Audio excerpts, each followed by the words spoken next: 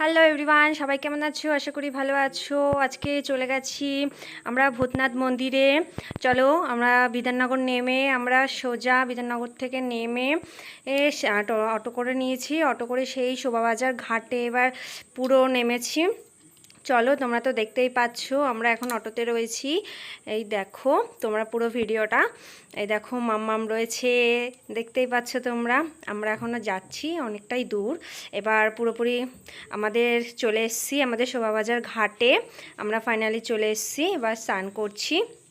এই যে তোমরা দেখতেই পাচ্ছ মাম্মাম তো কি লাফালাফি, ওরে জল পেয়ে সে উঠে না, তো মোটেই উঠছে না একদমই।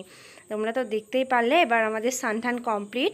এবার সব কিছু করে ঠোরে এবার আমরা মন্দিরে চলে এসেছি। এই দেখো মাম্মাম তো আগে হাঁটছে ডালা নিয়ে। তোমরা দেখো পুরো ভিডিওটা।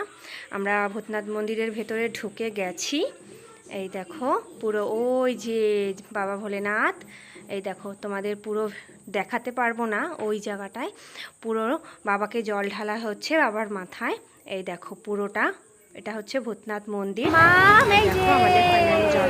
আমরা ভূতনাথ মন্দিরে, এই যে বাবা ভোলেনাথ, এই যে আমাদের ভোলেনাথ, আমাদের জল ঢালা হয়ে গেছে। এই যে চলো চলো চলো